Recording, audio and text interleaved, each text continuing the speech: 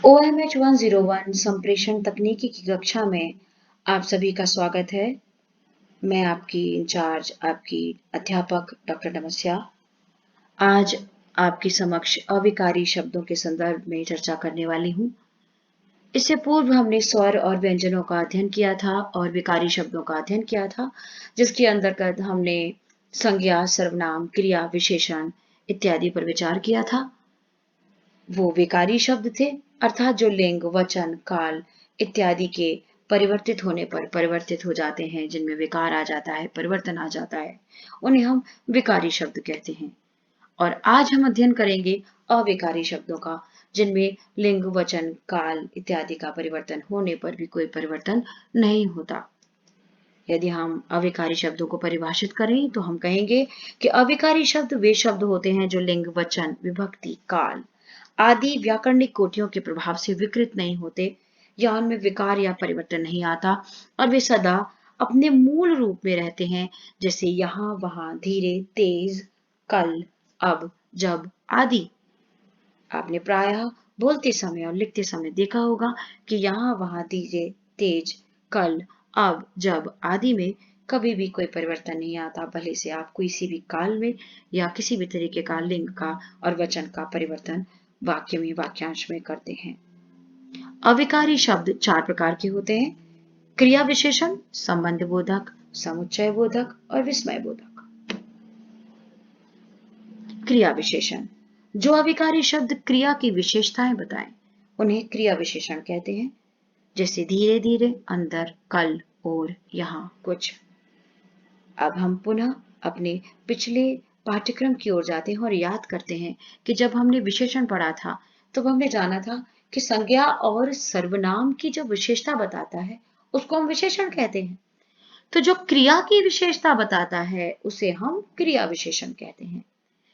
वह प्रतिदिन खेलता है, खेलने की क्रिया प्रतिदिन की जा रही है, यानी खेला प्रतिदिन जा रहा है, इसलिए हम उसको प्रतिदिन खेलता को में से प्रतिदिन को क्रिया विशेषण मानते हैं, क्योंकि वो खेलने की क्रिया को विशेषता बता रहा है कि खेला जा रहा है प्रतिदिन।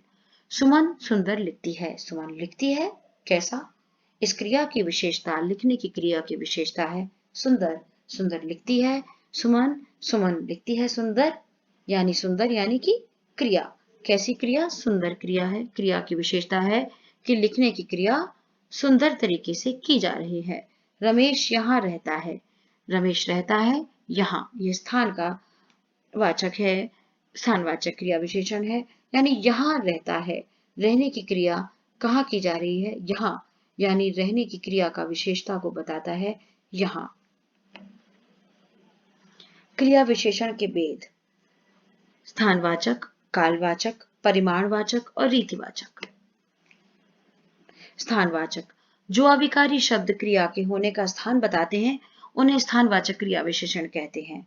जैसे यहाँ, वहां, इधर, उधर। क्रिया के स्थान को जो शब्द इंगित करते हैं, बताते हैं, उन्हें हम क्रिया विशेषण कहते हैं। ईश्वर सर्वत्र है, ईश्वर सभी जगह है।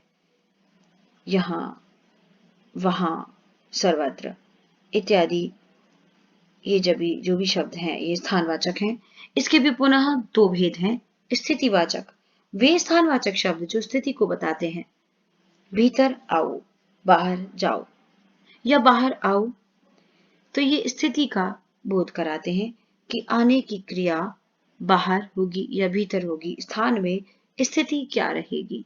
दिशावाचक: जो दिशाओं का बोध कराते हो, दिशा की ओर इंगित करते हो कि क्रिया इधर होगी, उधर होगी, दाएं होगी, बाएं होगी, तो दिशावाचक शब्दों को हम के उदाहरण हैं दाएं, बाएं, इधर, उधर इत्यादि।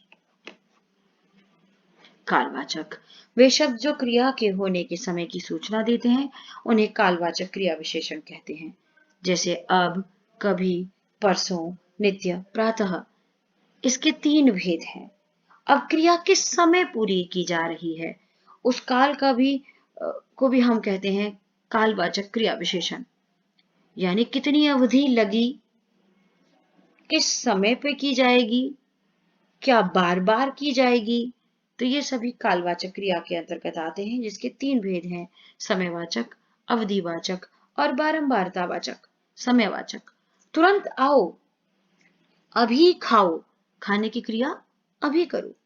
कल जाना, आज आना। अवधि, एक समय विशेष, अवधि विशेष को बता रहा है, क्रिया की अवधि को जो इंगित करता है। रात भर भोजन पकाया, रात भर गाया, रात भर खेला, रात भर सोया।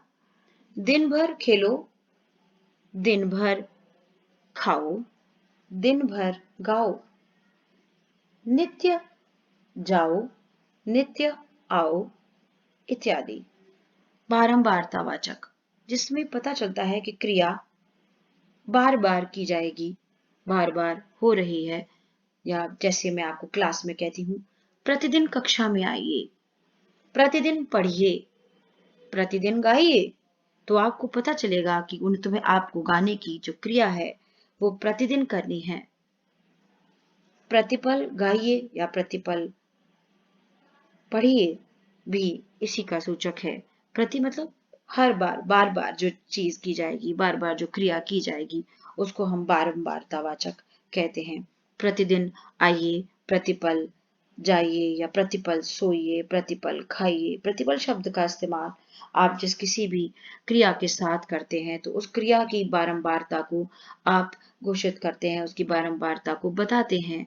जैसे कि मैंने आपसे कहा ही कि यदि मैं आपको क्लास में कहती हूँ, कक्षा में कहती हूँ कि प्रतिदिन आइए, प्रतिदिन बैठिए, प्रतिदिन पढ़िए, तो प्रतिदिन कहने से आपको पता चलेगा कि आपको पढ़ने की क्रिया प्रतिदिन करनी है, बारंबार करनी है। ऐसा नहीं है कि एक दिन करके छोड़ देनी है। उसके बाद कालवाचक क्रिया के बाद का भेद है परिमाणवाचक। परिमाण शब्द पर हम पहले भी विचार कर चुके हैं। नापले या तोलने से इसका संबंध होता है। जिन अविकारी शब्दों से क्रिया की मात्रा अथवा उसके परिमाण का बोध हो, उसे परिमाणवाचक क्रिया विशेषण कहते हैं। जैसे अधिक, कुछ, जरा। क्रिया की मात्रा को जो बताने लगता है उसको हम परिमाणवाचक कहते हैं। अधिकता बोधक, अति सुंदर, खूब खाओ, खूब सो, बहुत चलो, तमाम काम। न्यूनता बोधक, जरा पढ़ लो, जरा उठ जाओ, कुछ चलो, कुछ खाओ, थोड़ा आओ, थोड़ा हटो। पर्याप्ति बोधक, ठीक, बस, काफी। काफी है, चलना काफी है, बस करो।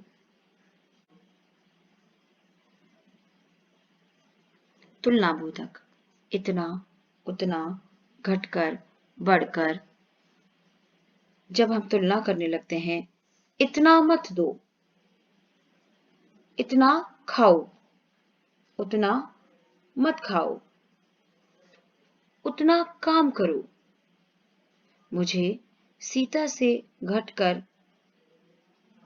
पढ़ना होगा, मुझे राम से बढ़कर पढ़ना होगा, मुझे राम से बढ़कर परिश्रम करना होगा।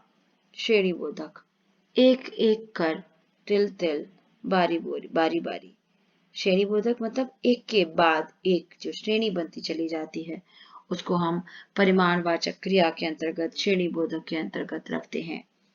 एक एक कर चलो, तिल तिल रोता रहा, तिल तिल जीता रहा, बारी बारी चलते रहे, बारी बारी आते रहे।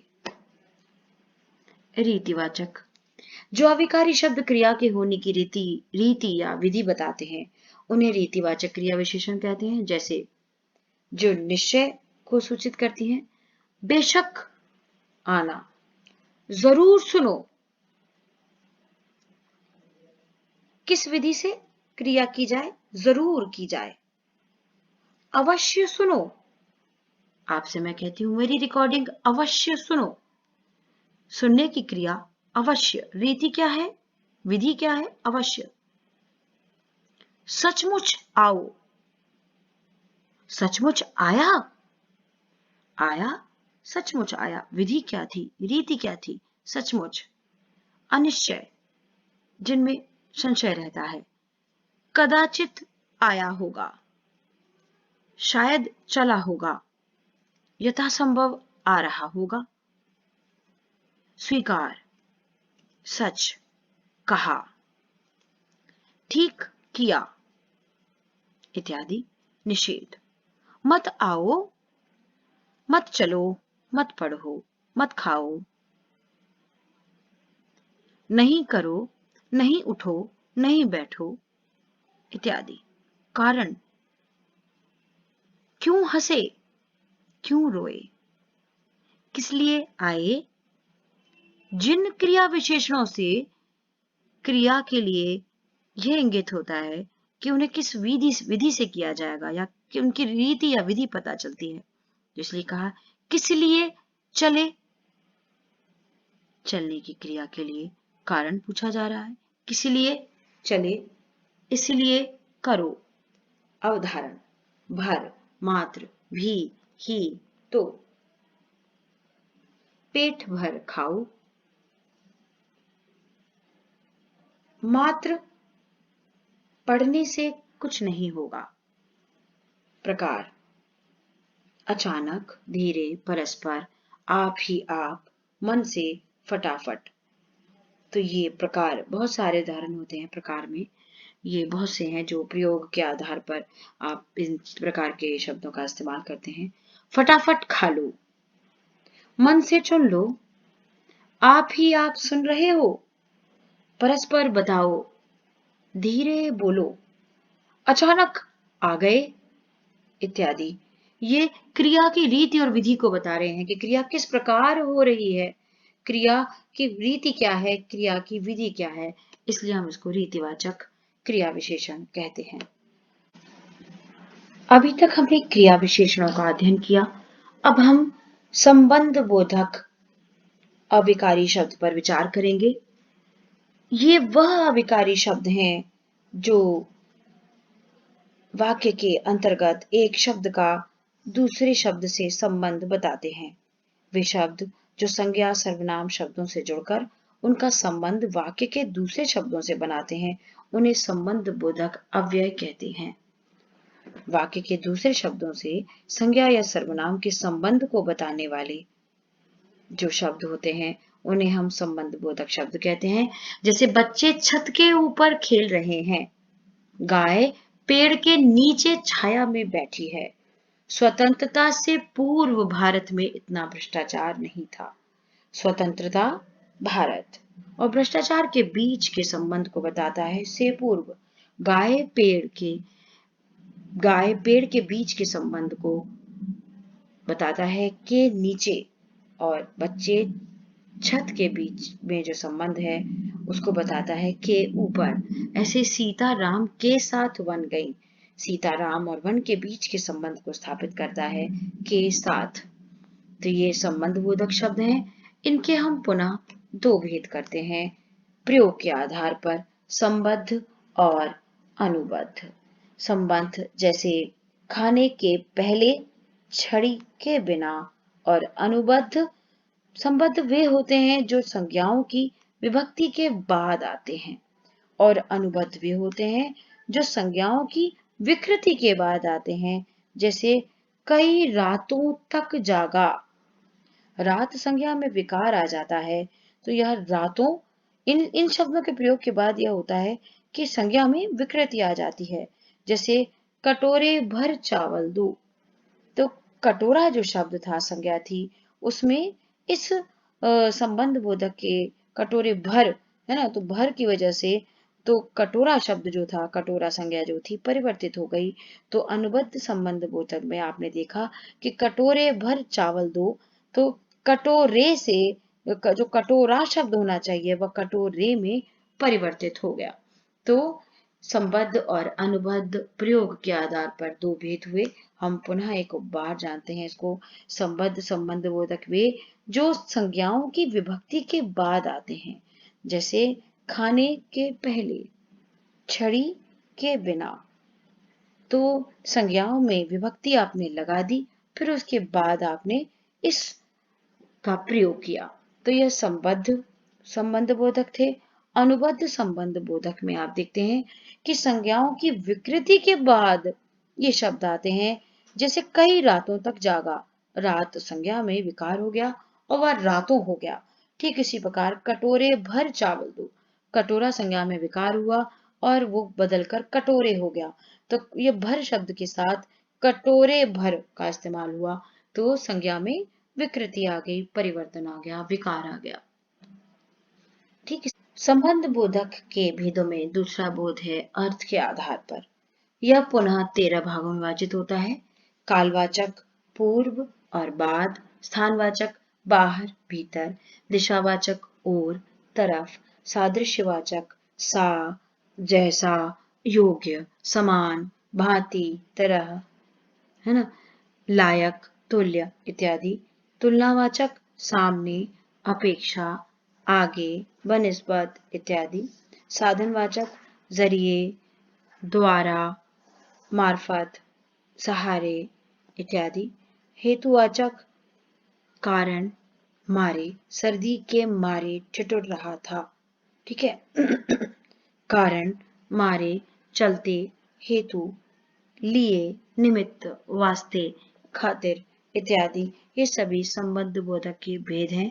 उसके पश्चात विषयवाचक, लेखे, भरोसे, जान, विषय, बाबत इत्यादि, व्यतिरेकवाचक, रहित, बगैर, अतिरिक्त, बिना, अलावा, सिवा, सिवाय इत्यादि, विनिमयवाचक, जगह, एवज, बदले, पलटे, तुम इसके बदले मुझे वह चीज दे दो, तो यह विनिमय हो गया। ठीक है। इसके अतिरिक्त विरोधवाचक, विपरीत, उल्टे, विपरीत, विरुद्ध, खिलाफ, मेरे खिलाफ मत लड़ो। सहचरवाचक, अधीन, स्वाधीन, वश, पूर्वक, समेत, सहित, साथ, संग इत्यादि, संग्रहवाचक, तक, लो, यानी शीशी ऊपर तक भर दो, लो, मात्र, पर्यंत, भर इत्यादि संबंध बोधक के भेद हैं। उसके बाद संबंध बोधक को हम पुनः विभाजित करते हैं व्युत्पत्ति के आधार पर। व्युत्पत्ति के आधार पर संबंध बोधक के पुनः दो भेद हैं, मूल संबंध बोधक और यौगिक संबंध बोधक। यथा, बिना, पूर्वक, पर्यंत आदि इसके उदाहरण हैं। और यौगिक संबंध बोधक के उदाहरण हैं, यदि हम संज्ञा से बनाते हैं तो अपेक्षा, पलटे इत्यादि, क्रिया से बनाते हैं तो जैसे चलते, के लिए, जाने, मारे, कर इत्यादि, विशेषण से बनाते हैं तो समान, तुल्य, ऐसा, योग्य, उल्टा इत्यादि शब्दों का प्रयोग करते हैं। तो ये हमारे संबंध बोधक हैं। संबंध बोधक के पश्चात हम समुच्चय बोधक का अध्ययन करेंगे।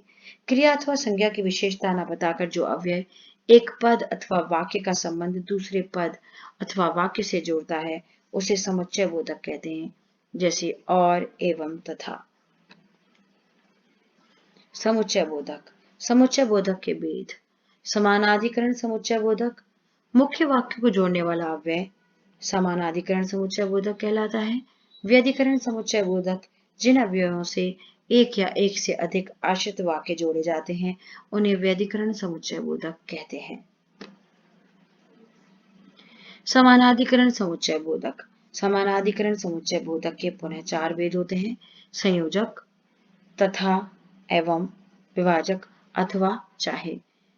आपने इनका प्रयोग सामान्य तौर पर देखा होगा। यह तथा यह एवं यह, सामान मुझे चाहिए, विभाजक। यह प्रश्न करें अथवा वह प्रश्न करें, आप चाहें तो यहां बैठ जाएं, आप चाहें तो वहां बैठ जाएं, विरोधदर्शक। लेकिन मैं समझाते समझाते यदि लेकिन कहती हूँ, किंतु कहती हूँ, परंतु कहती हूँ, तो विरोध है, उसमें विरोध प्रकट होता है। किसी वाक्य के बाद यदि हम लेकिन, किंतु, परंतु कहते हैं, तात्पर्य यह है कि इस वाक्य के विरोध में मैं कुछ और भी कहने वाली हूँ। परिमाण दर्शक, परिणाम दर्शक, इसीलिए, अतः। परिणामतः जब हम बात को कहते हैं इसीलिए मैं कहती हूँ कि, इसीलिए मैंने कहा कि। अतः आप समझिए। व्यधिकरण समुच्चय बोधक। व्यधिकरण समुच्चय बोधक के विचार भेद होते हैं। कारणवाचक की, इसीलिए अब देखिए, इसलिए पीछे भी आया था, यह प्रयोग के आधार पर परिवर्तित हो जाएगा। उद्देश्यवाचक, ताकि जो। संकेतवाचक, परंतु, चाहे। रूपवाचक, माने, अर्थात। विस्मयादि बोधक। विस्मयादि बोधक शब्दों पर हम पहले भी विचार कर चुके हैं क्लास में, पर आज हम पुनः इस पर विचार करेंगे। जो शब्द विस्मय, हर्ष, शोक, घृणा, उत्साह आदि मनोभावों को व्यक्त करते हैं, अभिव्यक्ति प्रदान करते हैं, उन्हें विस्मयादि बोधक कहते हैं। जैसे आह, वाह इत्यादि। इसके भी भेद होते हैं। इन्हें हम पुनः 10 भागों में विभाजित कर सकते हैं। विस्मय सूचक, हर्ष सूचक, शोक सूचक, आश्चर्य सूचक, चेतावनी सूचक, क्रोध सूचक, घृणा सूचक, सावधानी सूचक, आशीर्वाद बोधक और संबंध बोधक। अब आप देखिए कि यदि आप प्रकट करते हैं इन शब्दों को, अपने विस्मयादि बोधक शब्दों को आमतौर पे हम प्रयोग करते हैं और ध्वनि के आधार पर इन शब्दों को भी हम तरह तरह से प्रयोग कर सकते हैं। जैसे विस्मय सूचक हैं, अरे क्या, क्या, या फिर हर्ष सूचक आहा, शाबाश। शोक सूचक आह, हाय, ओह। आश्चर्य सूचक हैं, अरे, हैं। चेतावनी सूचक होशियार, खबरदार, बचो।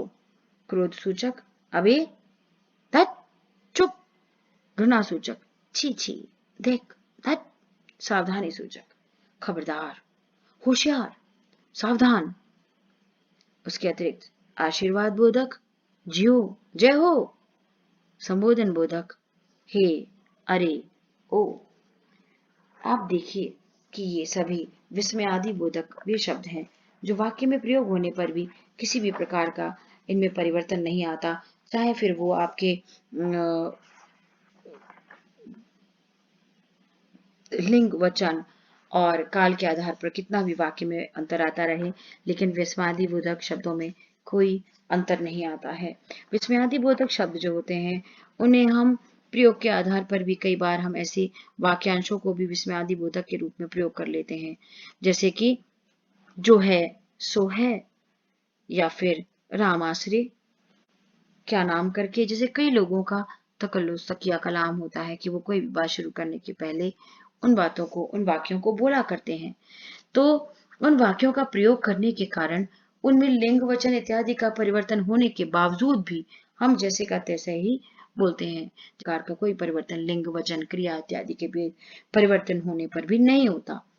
और कई बार कुछ कभी कभी वाक्य या वाक्यांश ही विस्मयादि बोधक भी हो जाता है। वाक्य को किस तरह आपने कहा है, बहुत अच्छा। बहुत अच्छे को आप कई तरीके से दे सकते हैं। चेतावनी के रूप में बहुत अच्छा, यानी ऐसे नहीं करना चाहिए था।